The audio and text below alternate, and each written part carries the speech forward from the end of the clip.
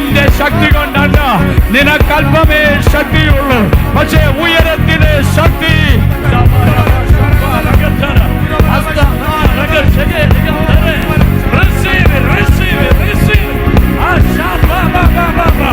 സാന്നിധ്യം ഇറങ്ങുന്നു.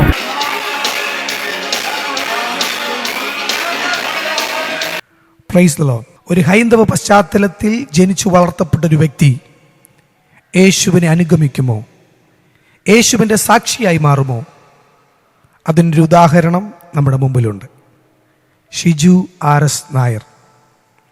ഇന്ന് അദ്ദേഹം ഒരു പാസ്റ്ററായി കർത്താവിൻ്റെ വേല ചെയ്യുന്നു. 3000-ലധികം വിശ്വാസികൾ ഒരുമിച്ച് ആരാധിക്കുന്ന KFM എന്ന ചർച്ചിൻ്റെ ഫൗണ്ടർ ആൻഡ് ഡയറക്ടറായി സേവനമനുഷ്ഠിക്കുന്നു.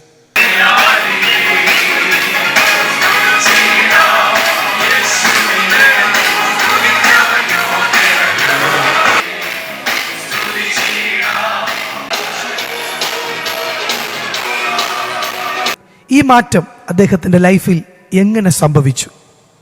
നമുക്ക് അദ്ദേഹത്തിൽ നിന്ന് തന്നെ ഇതറിയാം. ഏവർക്കും സ്വാഗതം. ഇന്ന് എന്നെ ഇൻ്റർവ്യൂ ചെയ്യുന്നത് എൻ്റെ ഭാര്യ രാജി ഷിജു ആണ്. എനിക്ക് 3 മക്കൾ. മൂത്ത മകൻ ഫെയ്ത്ത് ഷിജു, രണ്ടാമത്തെ മകൾ നതാനിയ ഹോപ്പ്, മൂന്നാമത്തെ മകൻ ബെൻ ഷാലോ. 3 കുഞ്ഞുങ്ങൾ എനിക്കുണ്ട്. ഇനി 47 വയസ്സാണ് എനിക്കിപ്പോൾ ഉള്ളത്. ഞാൻ ജനിച്ചു വളർന്നത് ട്രിവാൻഡ്രം ഡിസ്ട്രിക്റ്റിൽ നെടുമങ്ങാട് എന്ന സ്ഥലത്താണ് ജനിച്ചു വളർന്നത്. രാമചന്ദ്രൻ നായരുടെയും ശാന്താകുമാരി അമ്മയുടെയും രണ്ടാമത്തെ മകനായി ഒരു നായർ കുടുംബത്തിൽ ഞാൻ ജനിച്ചു വളർത്തപ്പെട്ടു. അച്ഛൻ ഭാരതീയ ജനതാ പാർട്ടിയുടെ ശക്തനായ ഒരു പ്രവർത്തകനും അമ്മ വളരെ ഭക്തയായ ഒരു മാതാവുമായിരുന്നു. അതുകൊണ്ട് തന്നെ ഞങ്ങളുടെ സാമ്പത്തികപരമായും ഒരു ഇടത്തരം കുടുംബമായിരുന്നതുകൊണ്ട് വളരെ ബുദ്ധിമുട്ടുകളോ അല്ലെങ്കിൽ ഞെരുക്കങ്ങളോ ഒന്നും അനുഭവിക്കാതെ വളരെ ഒരു ഹൈന്ദവ വിശ്വാസങ്ങളിലും ആചാരങ്ങളിലും ഒക്കെ ആയിട്ട് ഒരു ജീവിതം നയിച്ചു പോകുന്നു. അതായിരുന്നു ഞങ്ങളുടെ അന്നത്തെ ഒരു വളരെ ഭയങ്കര അഭിമാനവും അത്യാവശ്യ അഹങ്കാരവും ഒക്കെയുള്ള ഒരു ജീവിത രീതിയിലായിരുന്നു. ഷിജു RS നിന്ന് പാസ്റ്റർ ആകുന്ന ഒരു ജേർണി ഉണ്ട്. What is it that happened that changed your life? എന്തുവായിരുന്നു ആ സാഹചര്യങ്ങൾ? എങ്ങനെയാണ് ഈ യേശുവിനെ പിൻഗമിക്കാൻ വേണ്ടി പാസ്റ്റർ ഡിസൈഡ് ചെയ്തത്? Like how did it happen? അതൊരു ലോങ് സ്റ്റോറിയാണ്.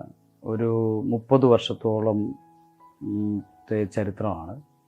ഒരു ഹൈന്ദവ പശ്ചാത്തലത്തിനകത്ത് നിന്ന് ഒരു പാസ്റ്റർ ആയി മാറുക ഒരിക്കലും എനിക്ക് തന്നെ അത്ഭുതം തോന്നുന്നൊരു കാര്യമാണ്. കാരണം ഇങ്ങനെയായി പണ്ടുണ്ടായിരുന്ന ഒരു വിശ്വാസം, ആ വിശ്വാസവും ആചാരങ്ങളും അനുഷ്ഠാനങ്ങളും സത്യത്തിൽ ജീവിതത്തിൽ ഒരു ടേണിംഗ് പോയിൻ്റ് എന്ന് പറഞ്ഞാൽ 1991 മുതൽ.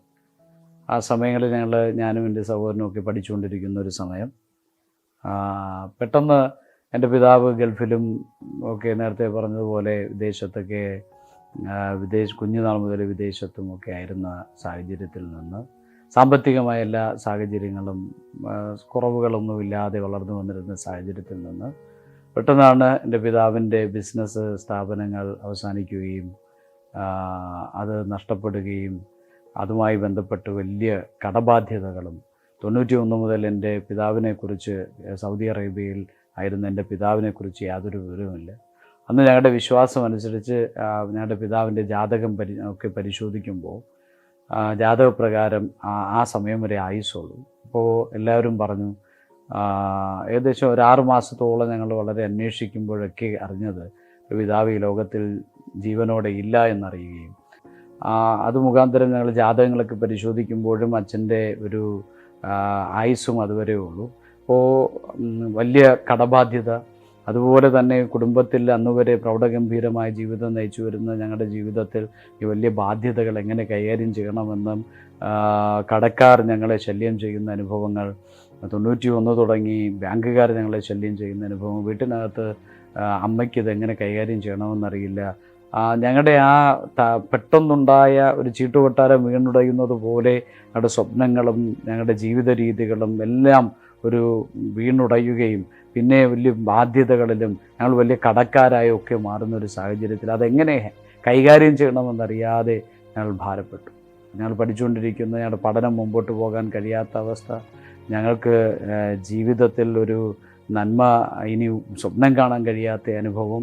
അമ്മ പറഞ്ഞു, ഞാൻ ഏതെങ്കിലും വീടുകളിൽ ജോലിക്ക് പോയിട്ട് നിങ്ങളെ പഠിപ്പിക്കാമെന്നൊക്കെ പറയുമ്പോഴും ഞങ്ങൾ വളർന്നു വന്ന ആ സാഹചര്യത്തിനകത്ത്, ആ കുടുംബ പശ്ചാത്തലത്തിനകത്ത് ഞങ്ങൾ അതൊക്കെ ഒരു നാണക്കേടായി, പരിഹാസമായി തോന്നുന്ന ഒരവസ്ഥ. അതുകൊണ്ട് തന്നെ ഇതാരോടും പറയാതെ എങ്ങനെയൊക്കെ ഇങ്ങനെ ജീവിച്ച് മുമ്പോട്ട് പോകാമെന്ന് കരുതിയെങ്കിലും മുമ്പോട്ട് ഒരു നേരത്തെ ആഹാരത്തിന് നിവൃത്തിയില്ല, വിദ്യാഭ്യാസത്തിന് മുമ്പോട്ട് പോകാൻ നിവൃത്തി, വീട്ടിനകത്ത് അടഞ്ഞുകൂടിയിരിക്കുന്ന അനുഭവം.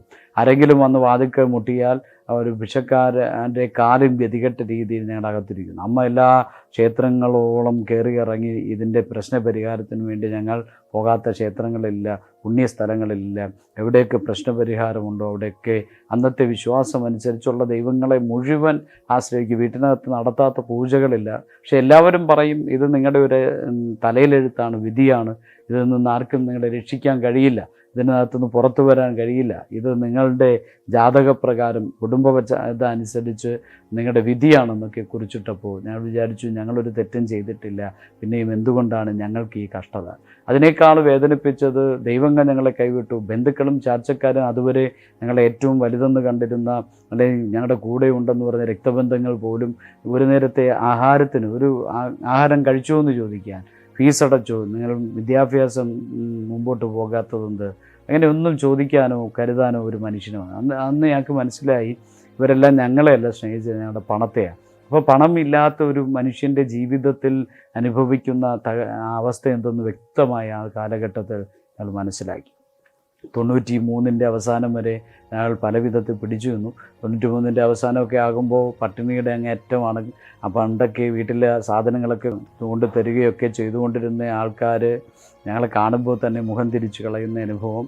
അപ്പോൾ പട്ടിണി കിടന്ന് മരിക്കേണ്ടി വരും. ആ ഒരു സ്ഥിതി വരുമ്പോൾ അമ്മ പറഞ്ഞു, ബാങ്കുകാർ നമ്മളെ ഇറക്കി വിടും, നമ്മുടെ വീട് ജപ്തി ചെയ്യും, അതിനേക്കാൾ വേഗത്തിൽ എവിടെ നിന്നെങ്കിലും നമുക്ക് വിഷം സംഘടിപ്പിച്ച് മരിക്കാം, വിഷം മേടിക്കാൻ കാശില്ല. ഒരു ദിവസം അമ്മ എന്നോട് പറഞ്ഞു, എവിടെയെങ്കിലും പോയി കാഞ്ഞിരത്തിൻ്റെയോ അരളിയുടെയോ കായോ വേരോ സംഘടിപ്പിച്ചു കൊണ്ടുപോവാ, നമുക്ക് ഈ ജീവിതം അവസാനിപ്പിക്കാം. സത്യത്തിൽ അത് ഞങ്ങളെ സംബന്ധിച്ച് മാനസികമായി ഒരു ഒരുക്കമല്ല. ജീവിക്കാൻ ആഗ്രഹമുണ്ട്, പക്ഷേ അന്നത്തെ സിറ്റുവേഷനിൽ മുമ്പിൽ ഇനി ഒരു വഴിയില്ല. ദൈവങ്ങൾ കൈവിട്ടു, മനുഷ്യർ കൈവിട്ടു, അച്ഛനെ കുറിച്ച് ഒരു പ്രതീക്ഷയില്ല, പഠിച്ച് മുന്നോട്ട് വരാനുള്ള സാധ്യതകളില്ല.